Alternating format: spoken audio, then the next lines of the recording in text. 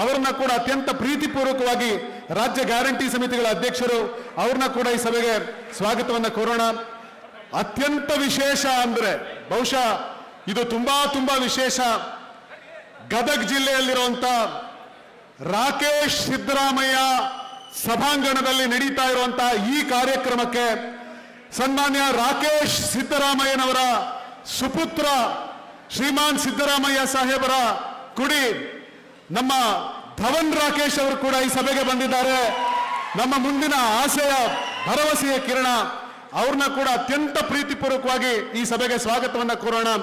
ಜೊತೆಗೆ ಹಿರಿಯ ನಾಯಕರಾದಂಥ ನಮ್ಮೆಲ್ಲರ ಮಾರ್ಗದರ್ಶಕರಾದಂಥ ಸಲೀಂ ಅಹಮದ್ ಸಾಹೇಬರಿದ್ದಾರೆ, ಹಾಗೆ GS ಪಾಟೀಲ್ ಸಾಹೇಬರಿದ್ದಾರೆ, DR ಪಾಟೀಲ್ ಸಾಹೇಬರಿದ್ದಾರೆ. ಈ ಇಡೀ ಕಾರ್ಯಕ್ರಮದ ಸ್ವಾಗತ ಸಮಿತಿಯ ಅಧ್ಯಕ್ಷರು ಆಗಿರುವಂತ DR ಪಾಟೀಲ್ ಸಾಹೇಬರಿದ್ದಾರೆ, ಮಾನ್ಯ ರಾಮಚಂದ್ರಪ್ಪನವರಿದ್ದಾರೆ, ಹಾಗೆ ಇನ್ನೂ ಅನೇಕ ಹಿರಿಯರಿದ್ದಾರೆ. ಇವರೆಲ್ಲರನ್ನೂ ಕೂಡ ಸೇರಿದಂತೆ ಇವತ್ತು ನಾವು ಬೆಳಗ್ಗಿನಿಂದಲೂ ಕೂಡ ಈ ಕಾರ್ಯಕ್ರಮದ ಈ ಶುಭಾರಂಭಕ್ಕಾಗಿ ಕಾಯ್ತಾ ಇದ್ದವು.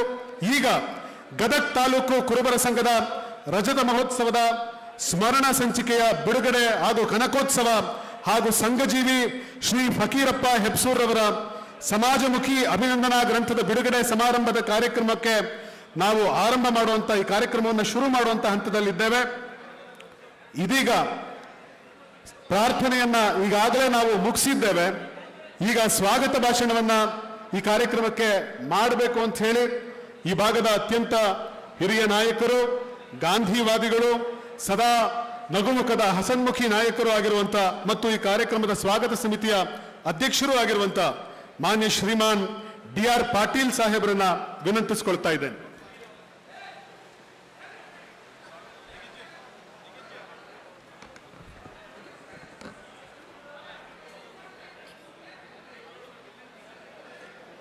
ಗದಗ ತಾಲೂಕು ಕುರುಬರ ಸಂಘದ ರಜತ ಮಹೋತ್ಸವ ಸಮಾರಂಭದಲ್ಲಿ ಭಾಗವಹಿಸಿರುವ ನಮ್ಮೆಲ್ಲರ ನಾಯಕರು, ನಾಡಿನ ಜನಪ್ರಿಯ ಮುಖ್ಯಮಂತ್ರಿಗಳಾದ ಸಿದ್ದರಾಮಯ್ಯ ಸಾಹೇಬರೇ,